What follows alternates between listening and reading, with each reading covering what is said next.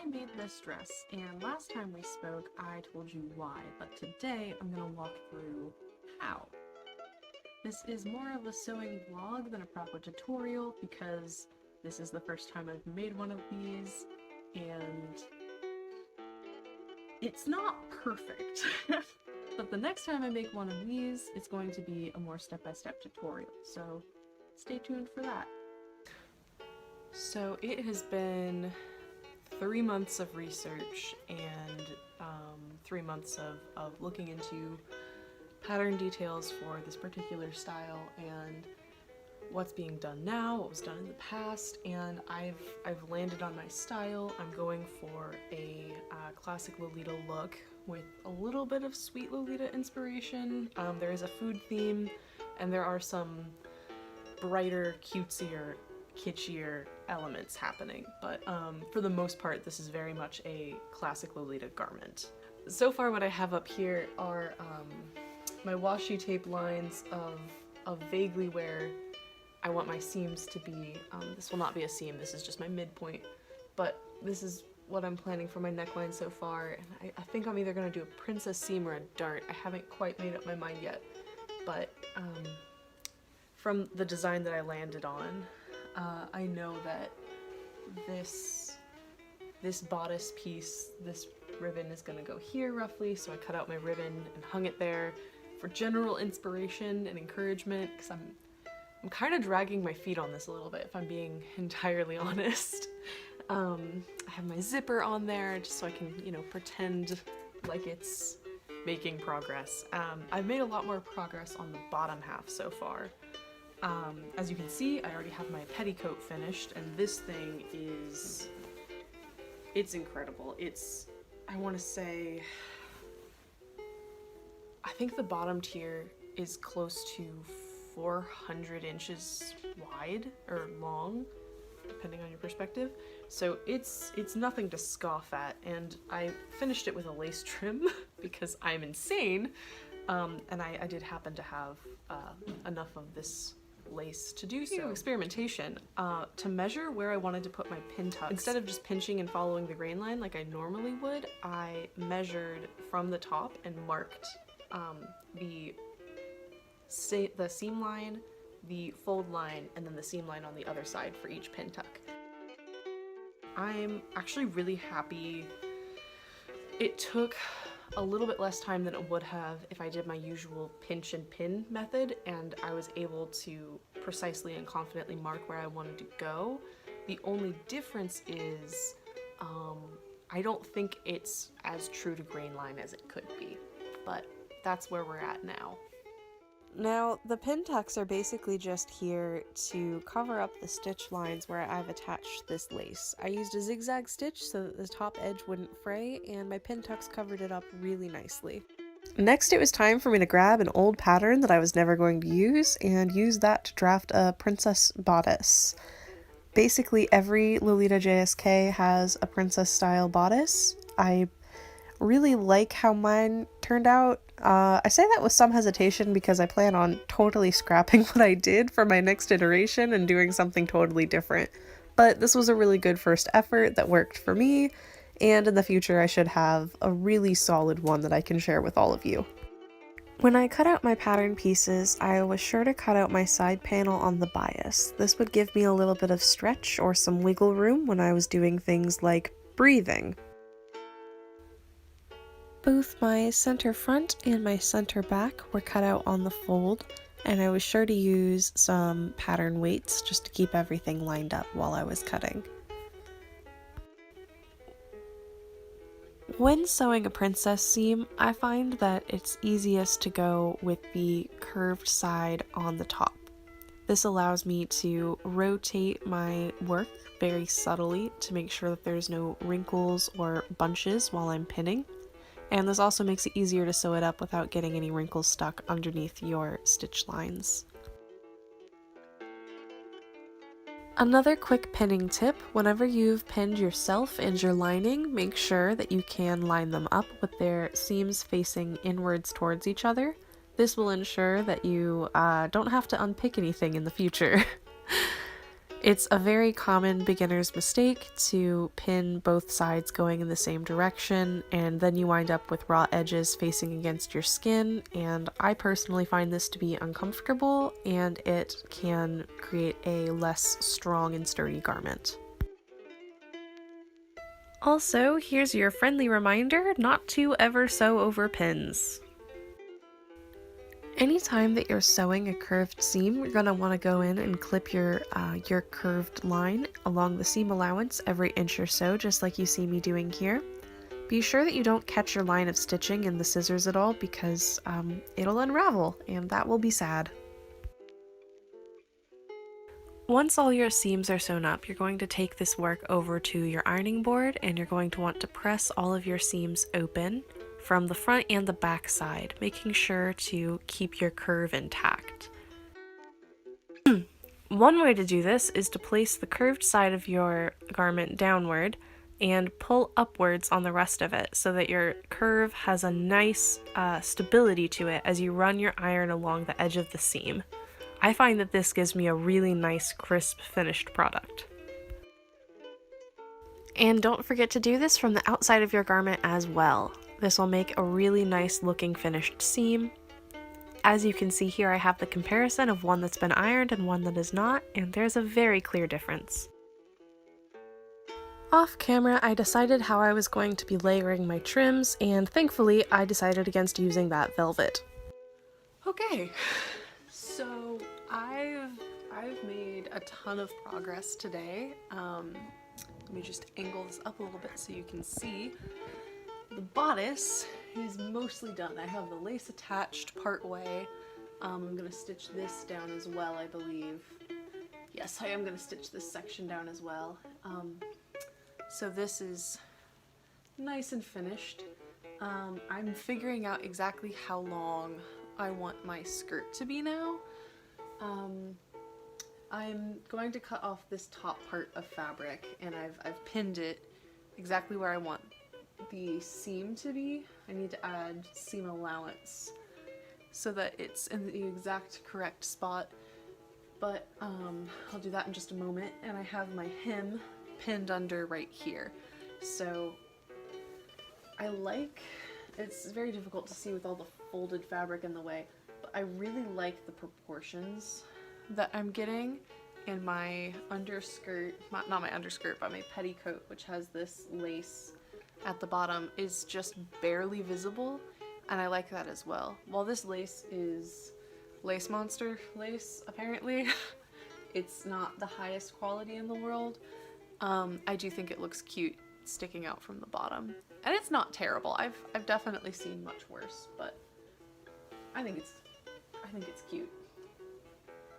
So yeah, I'm gonna try and get as much done tonight as I possibly can. I want to gather this top edge, possibly do the hem, stitch down that, and possibly do the top seam on the bodice. Oh wait, I can't do the top seam on the bodice. I want to do the sleeve, not the sleeve, but the strap before I attach the bodice on the top seam. So I will not be doing the top seam on the bodice tonight. Glad I remembered that. With what just barely looked like 4 yards of thread, I set out to gather my top edge of my skirt with 2 lines of gathering stitches, and thankfully the thread that I had in my bobbin was enough to do it. Before stitching your bodice to your skirt, make sure that your gathers are lined up as evenly as you possibly can get them. You only get one chance to even out your gathers, so make sure that you make full use of your time. And once they are stitched together, you are going to want to stitch in between your 2 lines of gathering so that you don't wind up with any weird wrinkles or pulled sections. And then you can just go in with a seam ripper and remove the showing line of gathering, and you don't really have to worry about the one that's on the inside. It won't hurt anything. To make my straps, I started by ironing the same way that I would to make a piece of bias tape, but I did this not on the bias. And then I took a piece of my ribbon and I slit that inside my little fold of my fabric, and I put my lattice lace on top of that, and I stitched all of this down to create basically a mock version of the lace that I have going down the front of my princess seams. During my first try on, I realized that I didn't really like this curved top, and I decided that I was going to open it back up and stitch it down straight. And I wound up liking the way that that looked much better. I finished a lot of it off camera because the lighting has been bad and I've been fighting a migraine for like a week and a half, so I kind of needed to be somewhat in the dark, but I felt well enough to be productive, so sorry.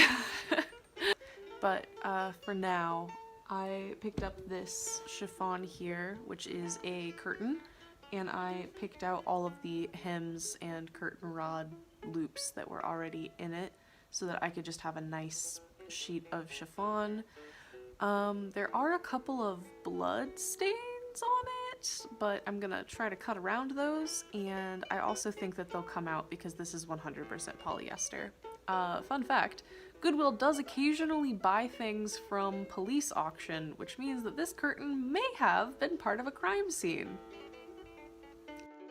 With my potentially sketchy curtain, I lined up my bodice piece for a raglan top, and I made sure that this was wide enough and formless enough that I could use it for both the front and back. I cut out 2 of those, and then I cut out these 2 flounces shaped like a Star of David to go on the hem of my sleeves. And thanks to some careful luck and a whole lot of planning, I managed to cut out this blood stain and not use it at all. Yay! Oh no, I'm having Jesus Christ Superstar flashbacks. Oh. I just remembered what I was gonna say. I gathered my collar as much as I can gather it with the ability to get it on and off my head still intact. And I'm going to draft a Peter Pan collar, just a nice basic collar for this, and that should be nice. That should be fine. So mostly in an effort to try to keep this video from being like literally a half-hour long, I'm gonna skip over most of the details of the making of this blouse. I'm also gonna skip over them because, well, 2 things. My collar is crooked, like notably crooked, and I definitely should have gone for more exaggerated volume. I was originally planning on using this white lace from my stash to trim my head bow and a few other things, but the white didn't really match the other ivories that I had going on, so then I tried to tea-dye it, and that was a really, really good plan. At least I thought it was.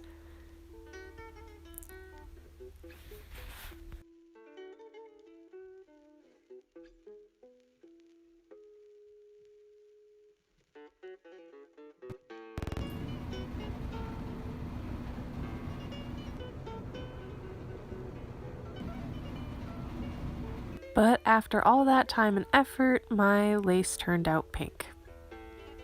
So I had to run to Walmart. So I am completely out of white thread, and I forgot to pick some up from Walmart, so sadly it is time to take apart my little bride who's made out of white thread. My sister-in-law made this, and it's so cute. Here we go. Ha! And now our little groom can hang out with the shell of his bride. To make this headdress, I followed a tutorial that I will link in the description box below. I will say that I made my own head bow, or headdress as it were, a lot more full than what you see in the tutorial. So I finally finished the hem. I did hand stitches, and I gotta say, hand stitching this hem was really relaxing. It only took me an evening's worth of hand sewing. We watched like 5 episodes of the show and the hem was done. Not that bad.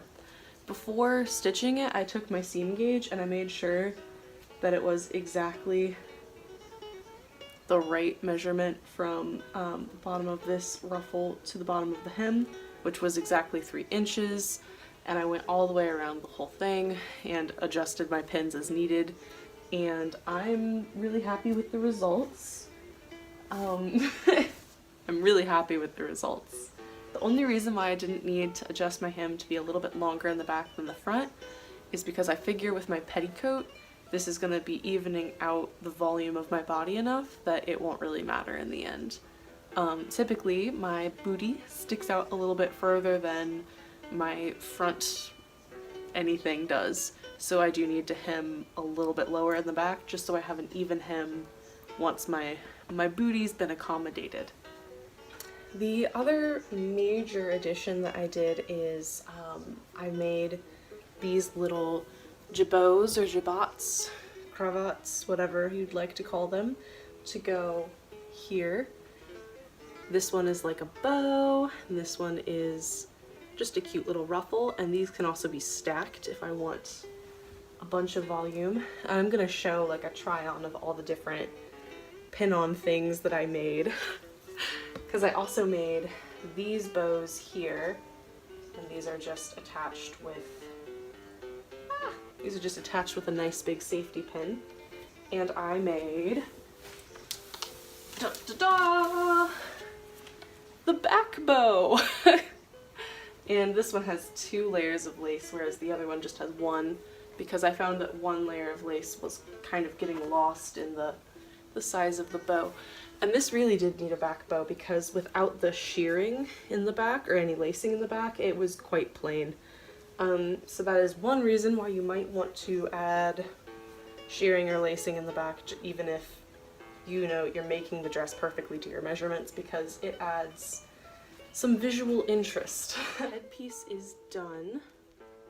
My plan for this is just to... My husband's showing off his diploma. How does it feel to be a graduate? It's nice. Uh-huh. Did you wonder while I was filming just to show off? A little bit. Haha. Cutie. I finished the head bow, and this is, like I showed before, base. These are sewn down, the ruffles sewn to it, and then this is sewn down right in the middle, and it'll just pin on like this, and it'll look a little bit like a bonnet. The one thing that I'm going to do is attach this little tea bag that I made. I think it's gonna look so cute when it's stitched on, and then this will dangle, and it'll be like, oh, couldn't hear you over the fantastic tea in my hair. I'm thinking about making these detachable so that this could be used for other non-tea themed cords, but I'm not 100% sure if I want to do that yet. One thing that is nice though, because I left this open, I could potentially slip a little bit of fabric in here to add another color. Like if I were to want to cord this with a pink shirt, I could put a little bit of pink in here temporarily, and it would kind of tie it in a little bit.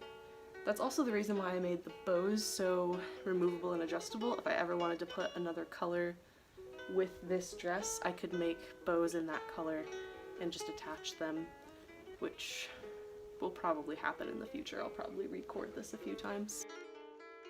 Yeah, so that was a huge block of fluffy content, and thank you so much for coming along for the ride. I have one more little nugget that I plan on releasing, and that's just the tutorial for this choker. As I'm sure you've guessed, I'm going to be releasing patterns for everything that I currently have on, so stay tuned for that. Anyways, thanks for coming along with me, and I hope to see you in the next one.